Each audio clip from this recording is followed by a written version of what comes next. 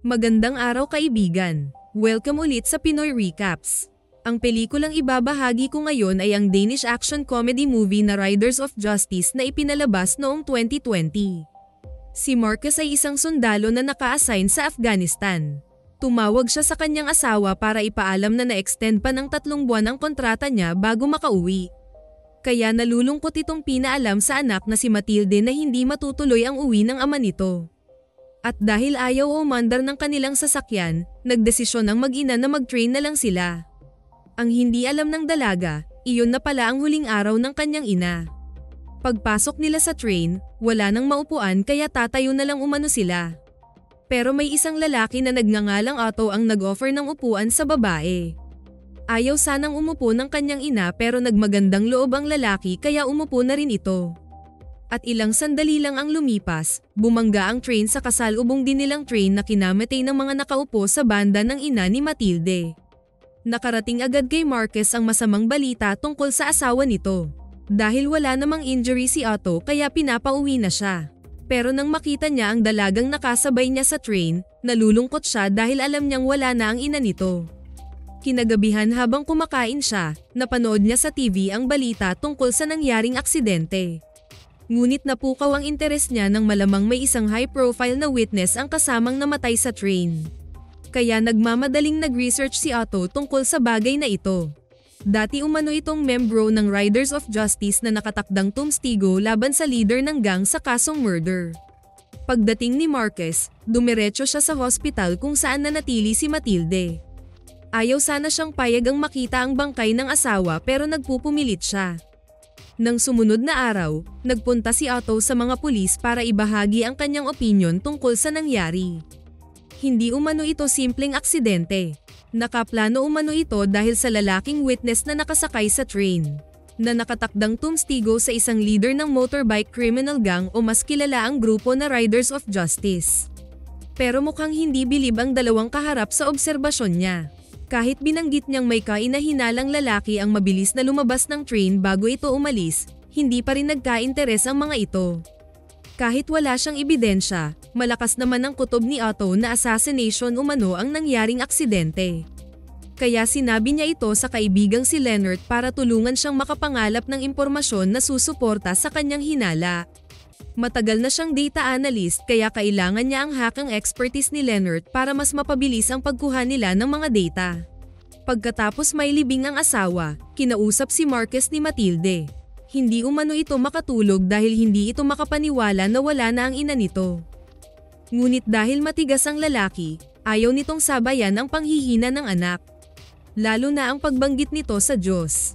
Namimiss umano nito ang ina. Kaya sinabihan niya itong lahat umano sila mamamatay at mawawala rin. Aniya, wag na nitong isipin ang lahat ng bagay dahil sasakit lang umano ang ulo nito. Nang gabing iyon, dumating si Otto at Leonard sa bahay ni Marcus. Nagpakilala ang lalaki kung sino ito, bakit kilala umano nito si Matilde at ang tungkol sa pagkamatay ng kanyang asawa. Dito nagka-interes si Marcus. Dinala niya ang dalawa sa kamalig para hindi sila makita ng anak. At dito na nilahad ni Otto sa sundalo ang mga dala nitong ebidensya na sumusuporta sa hinala nitong hindi aksidente ang nangyari sa pagkamatay ng asawa niya. Na nadamay umano ito sa pag-assassinate ng criminal gang sa dati nilang membro. Ayon sa statistics ni Otto, mukhang kapanipaniwala din ang hinala nito. Kaya nagtanong si Marcus kung alam ba ito ng mga pulis ngunit sagot nitong 3 beses na umano silang pumunta sa station pero wala man lang pakialam ang mga ito. At para umano makampirma ang lahat ng ito ay kailangan nilang malaman kung sino ang lalaking nagtapon ng pagkain sa basurahan at lumabas ng train bago ito lamarga. Pagkatapos ng kanilang pag-uusap, gusto ni Otto na ipasok sa grupo nila si Eamon, ang isa pa nilang kaibigan pero ayaw ni Leonard. Habang gustong matawa ni Marcus sa dalawa dahil nahirapan itong lumabas sa kanyang bakuran. Ilang araw ang lumipas, bumalik ang mag-ama sa hospital para sa therapy nilang dalawa. Na dahil umano sa nangyari, kailangan nila ang isang psychologist para matulungan sila sa kanilang trauma. Ngunit ayaw ni Marcus, kaya na umano nilang makarecover na sila lang. Dahil ngayon lang nagkasama ang mag-ama na wala ang kanyang asawa. Hindi alam ni Marcus na may boyfriend pala si Matilde. Nang ginabi ito ng uwi, Napag-alitan niya ito at nasuntok pa ang nobyo na lalong kinagalit ng anak sa kanya. Nang sumunod na araw, nagpunta na rin ang dalawa sa apartment ni Eman. Magaling din sa computer ang lalaki at kaya nitong allocate ang isang tao sa pamamagitan ng pictures. Paglipas ng ilang sandali, nakahanap agad ang database ng 99% match sa lalaking pinaghinalaan nilang kasabwat ng bikers sa nangyaring disgrasya sa train. Ngunit hindi sila makapaniwala na nasa Egypt ang taong kamatch ng picture. Imposible umanong nasa Egypt na agad ang lalaking ito. Dito na sila nagkasagutan dahil gusto nilang baba ni Eman ang accuracy matrix search engine ng software para makahanap sila ng match na nasa bansa lang nila. Ngunit ayaw pumayag ng lalaki dahil hindi na umano ito tugma sa purpose ng software. Pero dahil mapilit si Leonard, ginawa na rin ito ni Eman. At ilang sandali lang ay nagkaroon agad ng 95% match ang paghahanap nila. Nang makita ito ni Otto, kinumpirma niyang ito ang lalaking nakita niya sa train. Kasunod nito ay pumunta ang tatlo kay Marquez para magbigay ng update sa kanilang pag-iimbestiga. At dito nila nalaman na ang lalaking mabilis na lumabas sa cabin ng train ay kapatid pala ng leader ng bikers gang. Dahil dito, mas lalong naging kapanipaniwala ang hinala ni Otto na hindi aksidente ang pagkadiskarel ng train kundi sinadya ito. Napaisip si Marquez. Maya-maya lang ay nasa kotse na silang apat para puntahan ang address ng lalaking pinaghihinalaan nilang kasabwat ng assassination. Habang nasa sasakyan, takot na takot si Eman dahil isa umanong notorious na criminal ang pupuntahan nila. Ngunit walang bakas na takot ang mukha ni Marquez. Gusto rin niyang malaman ang totoo para matahimik na rin siya sa problemang ito. Ngunit gaya ng inaasahan, hindi sila maayos na hinarap ng lalaki at dahil nagpupumilit magsalita ni Marquez, tinutukan siya ng baril nito at sinigawang umalis na. Wala pa ring bakas na takot ang sundalo at tahimik lang itong tumalikod. Pero hindi ito pumasok sa kotse. Bigla itong nag-U-turn pabalik sa lalaki. At bago pa man ito makaporma, naunahan na niya ito sa kawalang kahirap-hirap na binali ang leeg. Nakita ng tatlo ang pangyayari kaya sigurado silang napatay ni Marquez ang lalaki. At nagtatalo na naman sila kung tatawag ba sila ng pulis o hindi.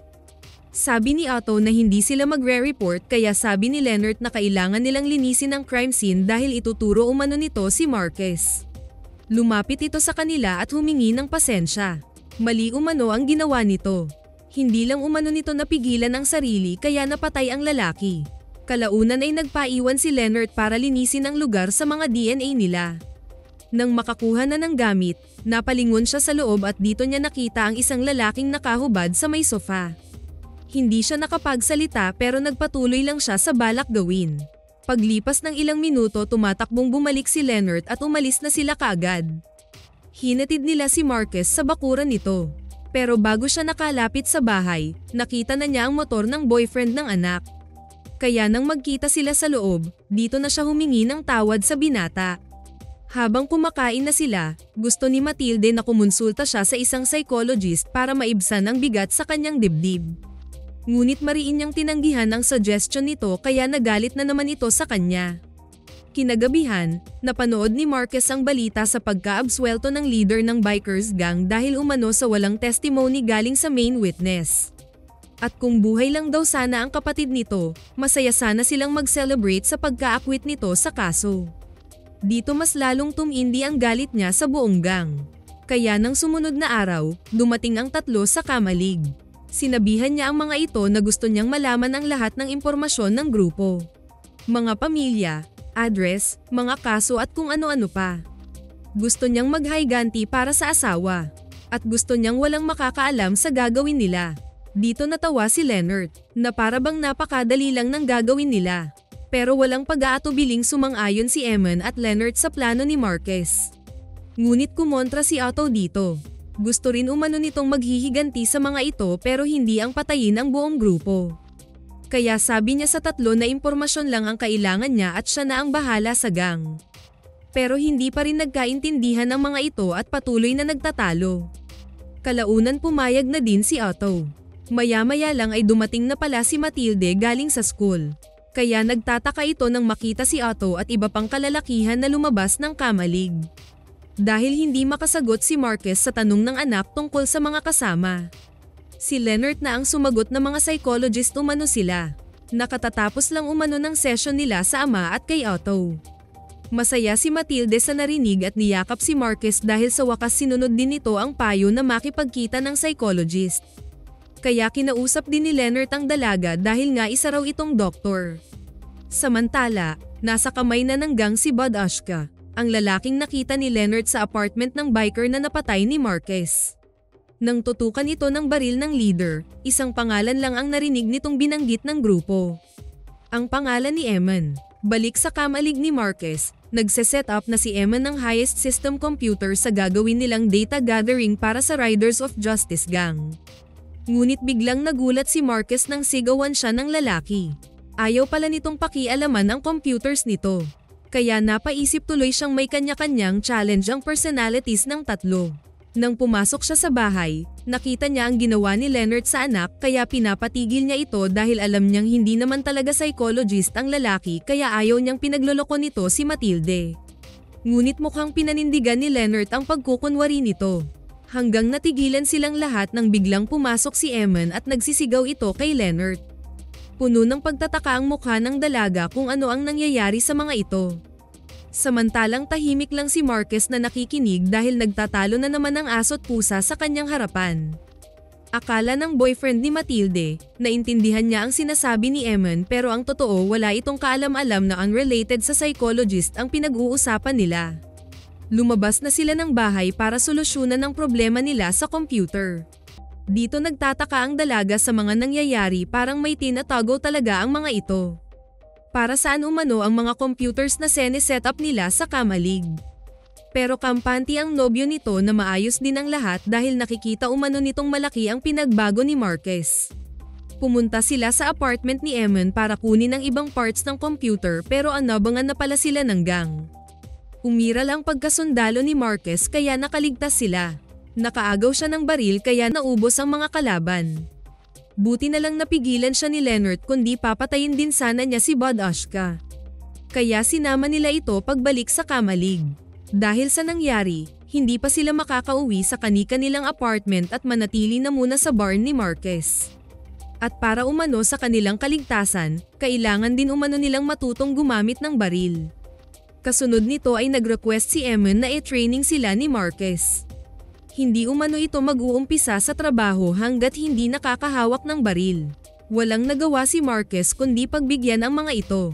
Kahit nagtataka man pero tinanggap na rin ni Matilde ang mga bisita ng ama sa kanilang poder. At dahil dumagdag pa si Bud Ashka, binigyan nila ito ng trabaho.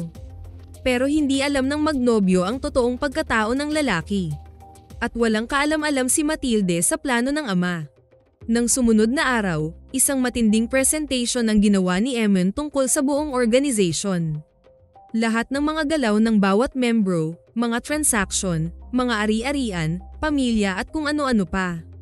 Dahil matalino din si Marquez, ayaw niyang mahalata ng gang na may nagplanong atakehin ang mga ito. Kaya kailangang unahin nila ang leader na si Kurt. Nang sa gayon, madali na lang isunod ang iba pa.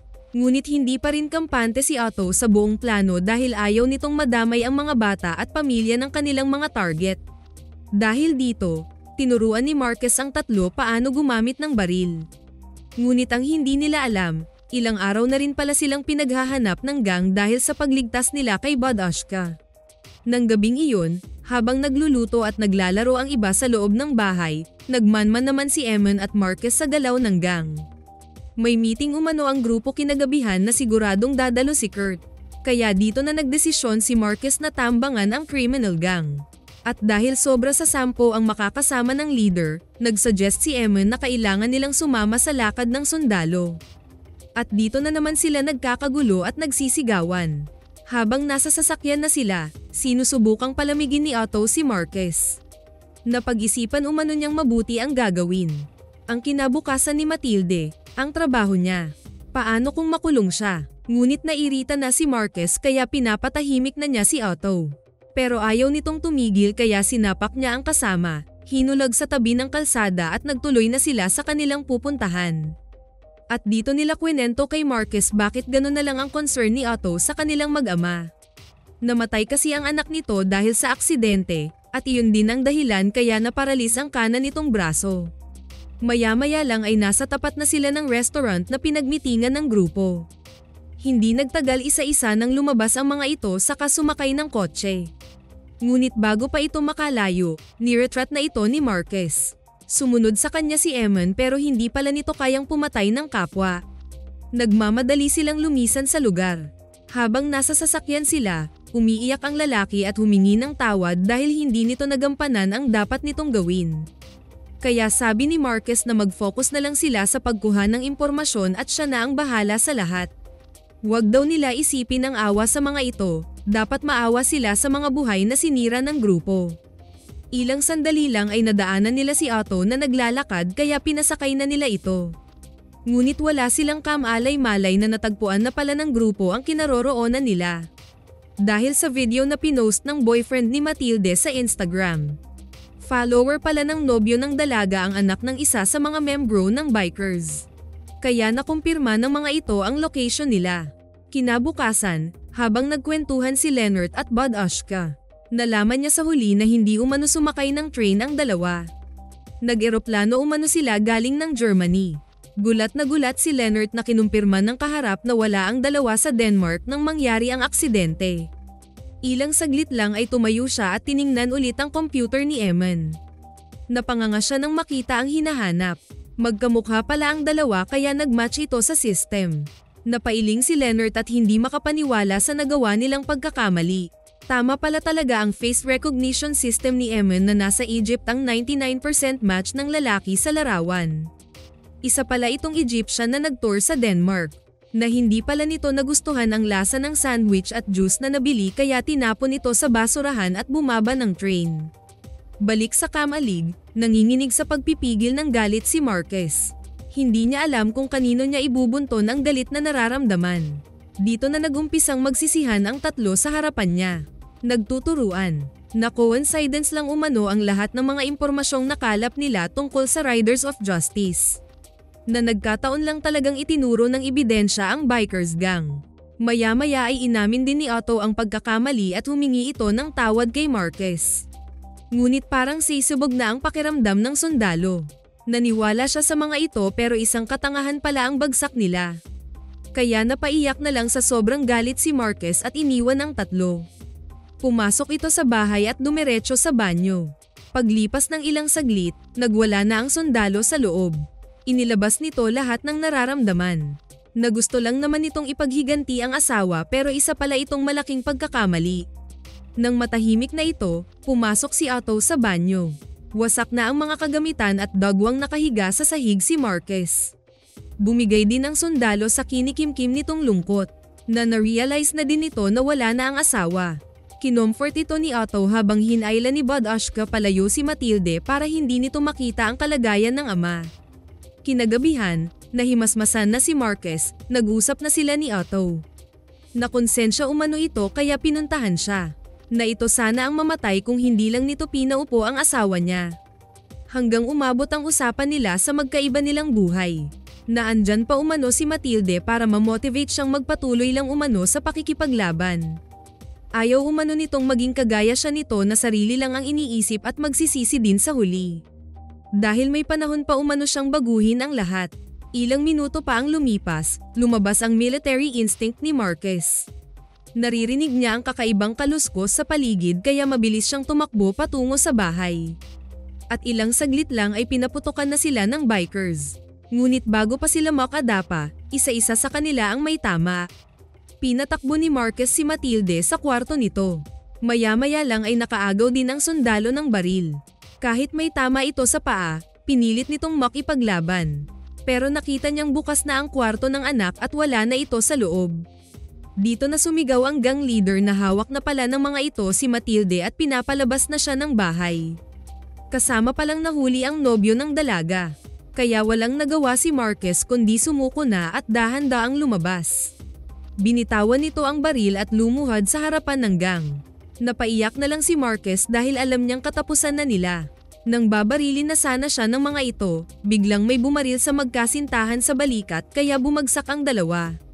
At dito na niretrat ng mga kasamahan ng sundalo ang lahat ng riders.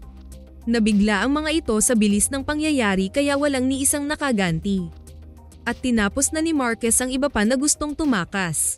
Ilang saglit lang ay bagsak na lahat ng gang. Ngunit buhay pa pala si Kurt. Kaya nagtanong ito kung ano ba ang nagawang kasalanan ng grupo sa kanya. Pero hindi na siya sumagot dito at diretsyong binaril ang leader. Binuhat ni Marquez si Matilde pero dahil sa tama niya, nanghihina na rin siya at napaupo. Humingi siya ng tawad sa anak na sana nakinig siya dito dahil tama umano ito na kailangan niya ng tulong. Paglipas ng ilang buwan, nasa bahay sila ni Marquez at sabay na nag-celebrate ng Pasko. Sana nagustuhan niyo ang pelikulang ito. Maraming salamat sa inyong panonood. Kita-kits tayo sa susunod na video.